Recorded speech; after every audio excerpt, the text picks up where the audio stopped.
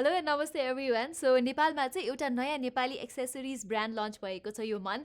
यी सबै हुन् एस्टा वुल्फ भन्ने ब्रान्डको एक्सेसरिजहरू र नेपालमा लन्च हुनु अघिदेखि नै एस्टा वुल्फले चाहिँ यो प्रडक्ट्सहरू हामीलाई सेन्ड गर्नुभएको थियो रिभ्यू गर्न, टेस्ट गर्नको लागि र I was really excited to review them.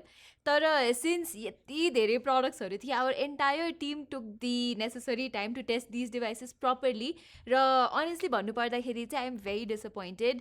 एस्टा वुल्फको प्रडक्ट्सहरूमा चाहिँ यति धेरै प्रब्लम्सहरू छ कि इट्स काइन्ड अफ डिस्टर्बिङ र funny at the same time.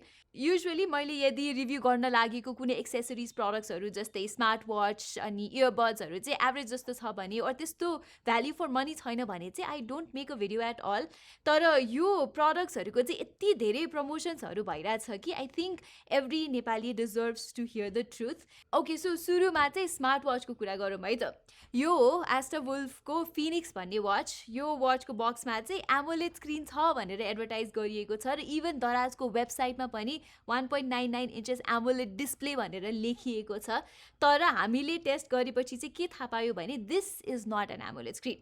यो चाहिँ एउटा साधारण एलसिडी स्क्रिन हो र the company is selling it as an AMOLED display र आई थिङ्क यो चाहिँ नेपालमा one of the biggest tech scam नै भइरहेछ मेरो विचारमा चाहिँ। कस्टमर चुतिया है।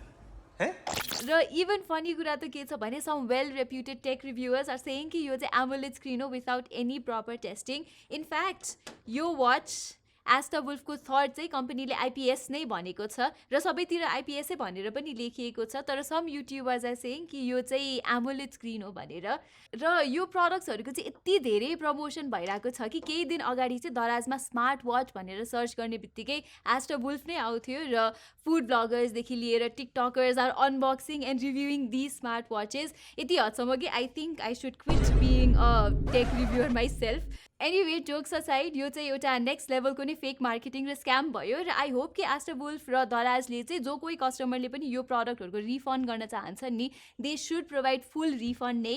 I don't know if you're aware, तर इन्डियामा पनि फायरबोल्ट भन्ने स्मार्ट वाच ब्रान्डले चाहिँ यस्तै स्क्याम गरेको थियो र they had to pay a lot of fine under इन्डियाको कन्ज्युमर प्रोटेक्सन एक्ट। र आई थिङ्क यस्तै कन्ज्युमर प्रोटेक्सन एक्ट चाहिँ नेपाली गभर्मेन्टले पनि ल्याउनु पर्छ जसले गर्दाखेरि चाहिँ यस्तो मिसलिडिङ एडभर्टिजमेन्ट्स र इन्डोर्समेन्ट्सबाट चाहिँ कन्ज्युमर्सहरू बच्न सकुन्।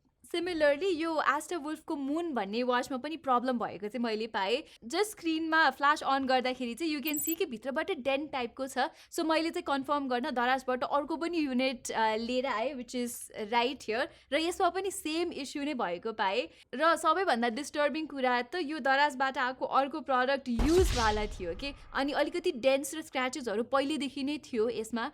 र यो वाचको accuracy is also very very questionable. यहाँ चाहिँ कम्पनीले फेक SpO2 सेन्सर राखेको छ जसले चाहिँ तपाईँको टेबल अथवा एनिथिङ एल्सको पनि SpO2 अथवा ब्लड अक्सिजनको रिडिङ लिइदिन्छ कि।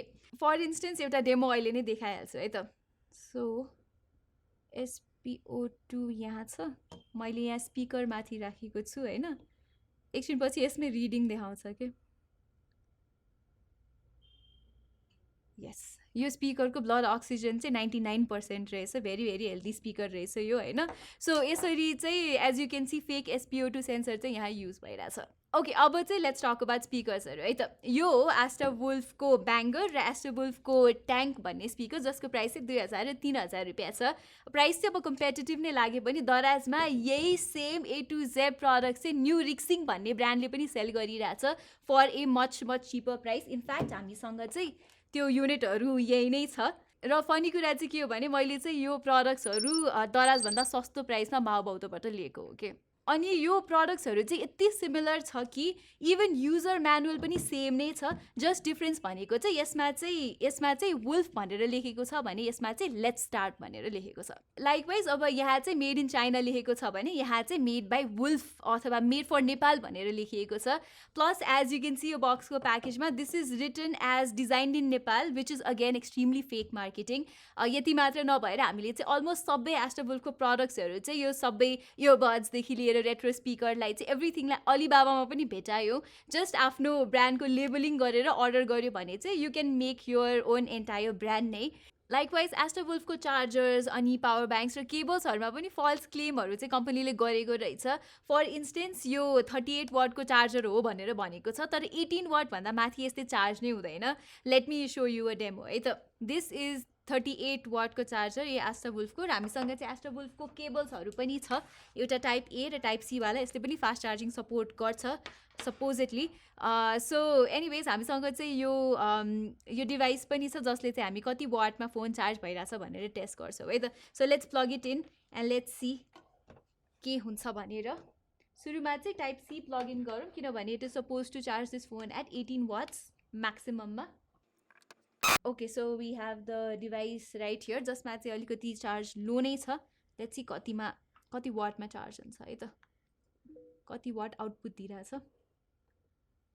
सो तपाईँहरूले यहाँ रिडिङ देख्नुभएको छ कि छैन. It is 8.66 into 1.98 amperes.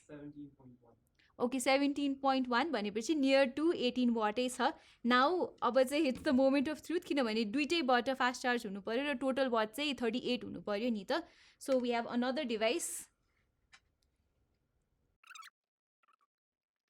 त्यसलाई पनि हामीले प्लग इन गऱ्यौँ र यो पनि चार्ज हुँदैछ. र what happens is total output चाहिँ घट्छ कि. जस्तै अब यहाँ चाहिँ this only is charging at 4.98 volt into 1.20 amperes भनेपछि 5.9 वाटमा मात्र चार्ज हुन्छ. दुइटैमा चार्ज चाहिँ हामीले सँगै गऱ्यौँ भनेपछि टोटल आउटपुट चाहिँ जे होस् 38 वाटको आउँदैन यहाँ. प्लस यो चार्जरहरूमा चाहिँ एफसीसी सर्टिफिकेसन, सीई सर्टिफिकेसन छ भनेर भनिएको छ, जुन चाहिँ एक्चुअलमा यहाँ छैन. केबल्सहरूको पनि स्पिड र बेन्ड टेस्टको क्लेम्सहरू पनि छ which is entirely false. So एस्टावुल्फको यो प्रडक्ट्सहरूको टेस्ट गरिसकेपछि चाहिँ दुईवटा इम्पोर्टेन्ट कन्क्लुजन चाहिँ हामीले ड्र गर्न सक्छौँ. नम्बर वानमा चाहिँ के हो भने यस्तो नयाँ अनि up and coming startup Nepali OEM ब्रान्ड्सहरूले चाहिँ क्वालिटीमा फोकस गर्नुपर्छ रादर देन यति धेरै SKU lines and lines of products होइन. अलमोस्ट उहाँहरूको त 40-50वटा नै प्रडक्ट्स क्याटेगोरीहरू छ. त्यसै गरी हेभी एडभर्टिजमेन्ट र इन्फ्लुएन्सर इन्डोर्समेन्ट भन्दा पनि प्रपर R&D गर्नुपर्छ नेपाली ओएम ब्रान्ड्सहरूले to make their product stand out. र इभन एडभर्टिजमेन्ट गरिराख्नु भएको छ भने पनि इन्फ्लुएन्सरलाई पनि एउटा प्रपर गाइडलाइन्स चाहिँ दिनु जरुरी छ. फर इक्जाम्पल एकजना टिकटकर बहिनीले चाहिँ फोनको ब्याट्री हेल्थलाई प्रोटेक्ट गर्ने पावर ब्याङ्क भनेर भन्नुभएको छ. फोनको ब्याट्री हेल्थलाई प्रोटेक्ट गर्ने एस्टावुल्फको fast charging power bank. Oh my god, that is not the right information के. एक्चुअलमा भन्नुपर्दा चिप पावर ब्याङ्क्स जस्तो अब एस्टावुल्फको अलिकति अफोर्डेबल नै छ नि त, यस्तो पावर ब्याङ्क्सहरूले चाहिँ they are one of the reasons तपाईँको ब्याट्री हेल्थ एक्चुअली डिग्रेड हुनमा. ओके, नम्बर 2मा चाहिँ दराज जस्तो ट्रस्टेड र नेपालको नम्बर 1 इ कमर्स प्लेटफर्मले कुनै ब्रान्ड चाहिँ दराज मलमा लिस्टिङ गर्दाखेरि र मोर इम्पोर्टेन्टली एक्सक्लुसिभली बेचिरहेछ भने चाहिँ they should do proper extensive तरिकाको क्वालिटी चेक पनि. दराजले भनेअनुसार चाहिँ दराज मलमा इन्क्लुड भएको ब्रान्ड्सहरू चाहिँ सर्टिफाइड नेसनल र इन्टरनेसनल ब्रान्ड्सहरू हुन् रे. र सबै दराज मलमा भएको प्रडक्ट्सहरू कम्प्लिटली जेन्युन हो र दे कम फ्रम लाइसेन्स रिटेलर्सहरू भनिएको छ. तर यो कुरा चाहिँ अब एस्टावुल्फको केसमा चाहिँ प्रपरली इम्प्लिमेन्ट भएको देखिन्न. इनफ्याक्ट दराजले चाहिँ व्यापक रूपमा नै एस्टावुल्फलाई प्रमोट गरिरहेको थियो र अझै पनि गरि नै रहेछ. यो दुईवटा फोटोजहरू साइड बाई साइड हेर्नुहोस् न. एमाजोन जस्तो वेबसाइटमा चाहिँ प्रडक्ट सर्च और एड प्लेसमेन्ट गर्दाखेरि चाहिँ स्पोन्सर्ड लेबल हुन्छ जुन चाहिँ हेरेर कस्टमरले चाहिँ अब यो एड हो भन्ने कुरा बुझ्छ. अब दराजको रिजल्ट्समा नै हेरौँ न त. अस्ति भर्खरै लन्च भएको ब्रान्ड विथ मिनिमल रिभ्युज र रेटिङ टप रिजल्ट्समा छ के. दराज एक्सक्लुसिभ रिजल्ट्सलाई बुस्ट गर्नुमा चाहिँ प्रब्लम त छैन, तर बुस्ट गरिएको भए और स्पोन्सर्ड और बुस्टेड ट्याग भनेर चाहिँ हुनुपर्छ जस्तो लाग्छ मलाई.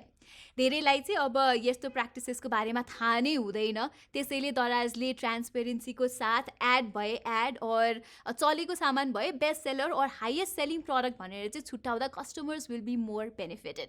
र आई रियली होप कि that changes very soon. So I guess आजको भिडियोको लागि चाहिँ यति नै. मैले कुनै नेपाली स्टार्टअप ब्रान्डको रिभ्यू बनाउँदाखेरि चाहिँ युजुअली पोजिटिभ नै भइरहेको हुन्छ र म चाहिँ अपकमिङ ब्रान्ड्सहरूलाई सपोर्ट पनि गरेर हुन्छु. तर this is a little negative किनभने मलाई चाहिँ यस्तो फल्स मार्केटिङ चाहिँ गलत हो जस्तो लाग्छ.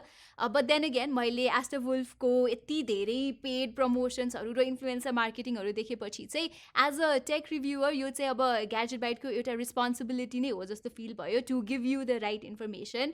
At the same time I hope कि एस्टा वुल्फले मेरो फिडब्याक चाहिँ पोजिटिभली लिनुहुन्छ होला एन्ड नेक्स्ट टाइम कुनै पनि प्रडक्ट लन्च गर्नु अगाडि फल्स सर्टिफिकेसन्स फल्स क्लेम्स नगरी रिसर्च एन्ड डेभलपमेन्टमा बढी फोकस गर्नुहुन्छ होला र इभन इन्फ्लुएन्सर्सले पनि कस्तो प्रडक्ट्सको प्रमोसन गरिरहेको छु मैले भनेको कुरा ठिक छ कि छैन भनेर चाहिँ क्रस चेक चाहिँ गर्नुहुन्छ होला यसरी आफ्नो पर्सनल मोनिटरी गेनको लागि चाहिँ कस्टमर्सहरूलाई झुक्याउनु चाहिँ अलिक ठिक होइन अनि लास्टली हाम्रो एन्टायर टिमले चाहिँ यो भिडियो बनाउन चाहिँ एकदमै मेहनत गरेको छौँ so do subscribe to our channel and like this video it really helps us grow र यो भिडियो चाहिँ आफ्नो साथीभाइमा सेयर पनि गरिदिनु होला so they know what's going on and help them make the right decision